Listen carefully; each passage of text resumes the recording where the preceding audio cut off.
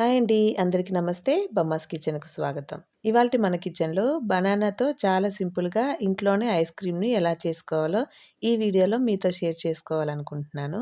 ఇది చాలా ఈజీ అండి. బీటర్‌తో పని లేకుండా మిక్సీలోనే చాలా ఈజీగా చేసుకోవచ్చు. మరైతే ఇంకా ఆలస్యం చేయకుండా బనానాతో ఐస్ క్రీమ్‌ని ఎలా చేసుకోవాలో చూసేద్దాం. ముందుగా పెద్ద సైజులో ఉండే 4 అరటిపళ్ళు తీసుకొని దానిపైన తొక్కను తీసేసి ఇలా కట్ చేసుకోండి. అరటిపళ్ళు బాగా పండినవి తీసుకోండి. ఈ ఐస్ క్రీమ్‌లో మనం షుగర్ వాడటం లేదండి. అరటిపళ్ళు బాగా పండినవి తీసుకుంటే ఐస్ క్రీమ్ టేస్ట్ అనేది అంత బావుంటుంది. అలాగే మనం షుగర్ వాడాల్సిన అవసరం కూడా ఉండదండి.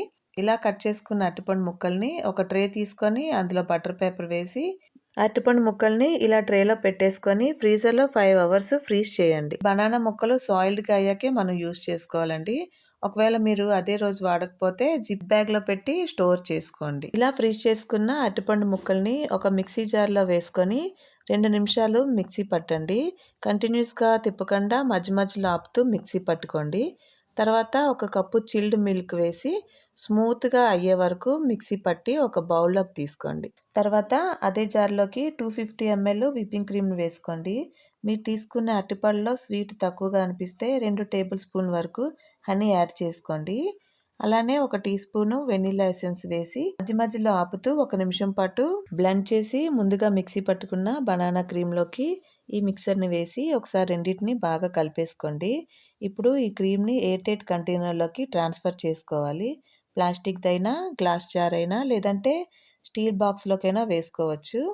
ఇలా క్రీమ్ ట్రాన్స్‌ఫర్ చేశాక పైన చాకో చిప్స్ వేసుకొని ప్లాస్టిక్ ర్యాప్‌తోనైనా లేదంటే సిల్వర్ ఫాయిల్‌తో అయినా ర్యాప్ చేసి 8-12 అవర్స్ ఫ్రీజ్ చేసుకోండి. లేదంటే ఓవర్ నైట్ అయినా ఫ్రీజ్ చేసుకోవచ్చు. గ్లాస్ బౌల్‌లోకి వేయగా నాకు ఇంకా క్రీమ్ మిగిలిపోయిందండి.